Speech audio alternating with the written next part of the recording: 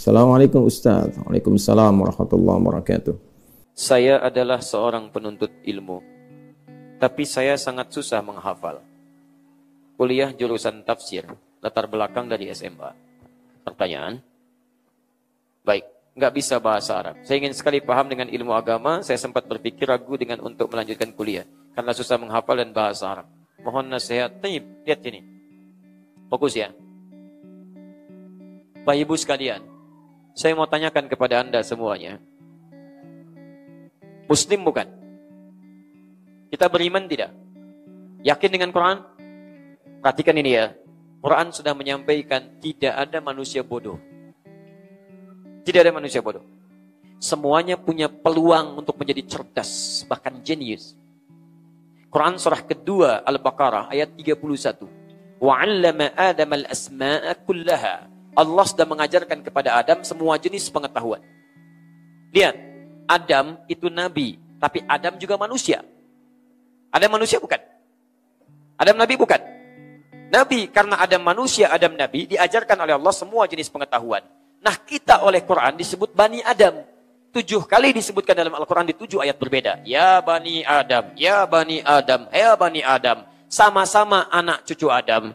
Pertanyaan saya, Anda manusia bukan? Bani Adam bukan? Manusia bukan? Adam manusia bukan?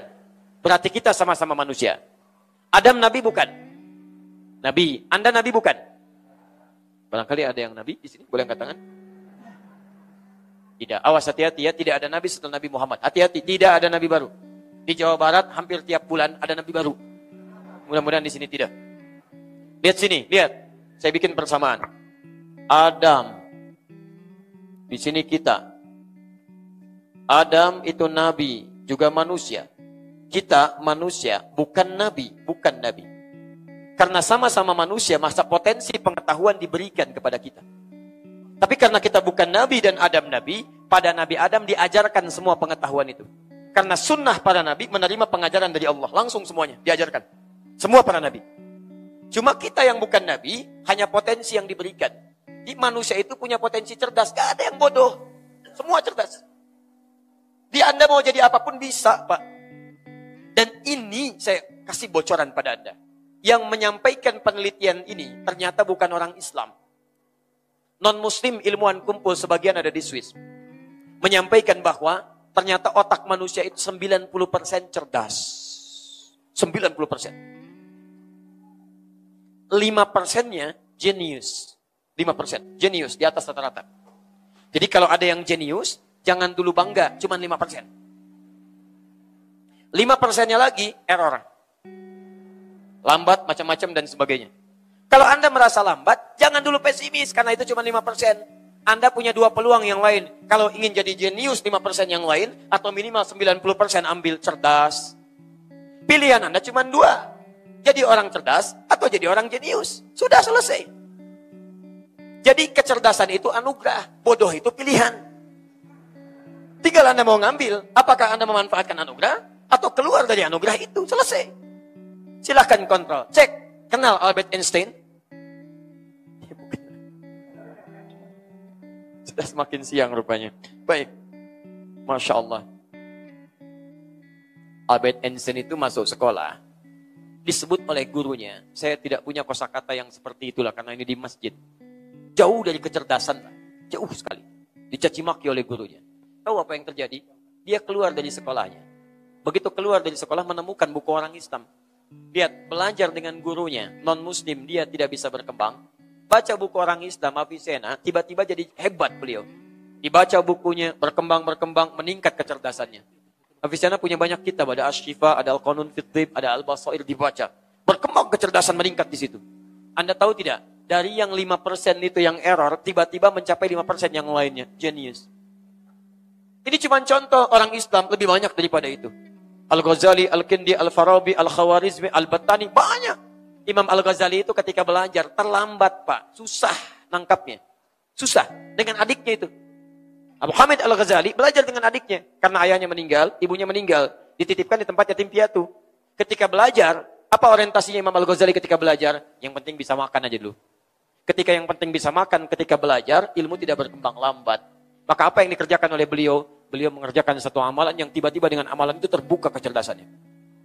Ibnu Hajar Al-Asqalani lambat berpikirnya, lambat sekali. Menghafal susah. Maaf kata gurunya, kamu agak lambat. Kemudian keluar beliau dari situ. Keluar dari sekolah. Pergi beliau, menangisi nasibnya. Tiba-tiba hujan datang. Begitu hujan, berlindung di salah satu gua. Begitu tunggu sampai hujannya selesai melihat tetesan air di batu. Tek. Beliau merenungkannya.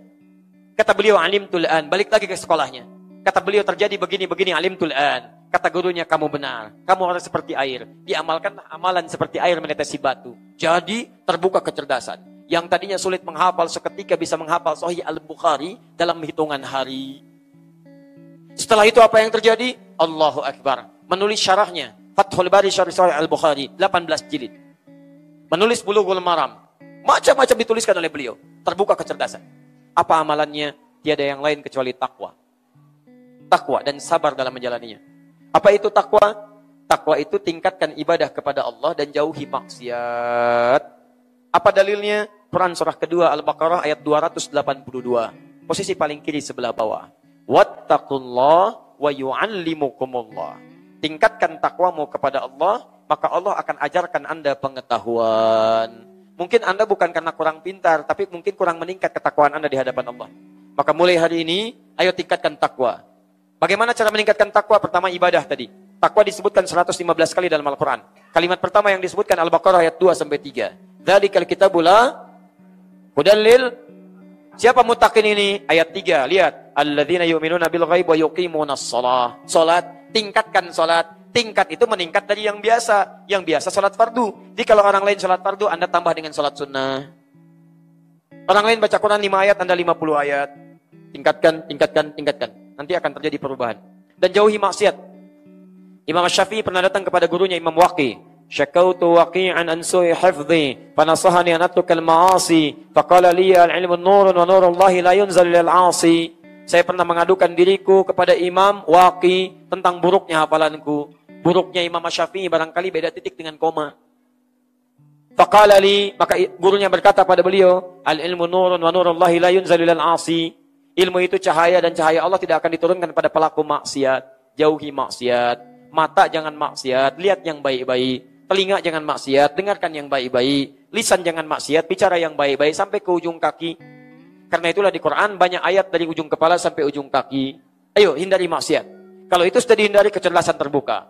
Imam Asy-Syafi'i setelah itu datang ke Imam Malik untuk belajar hadis.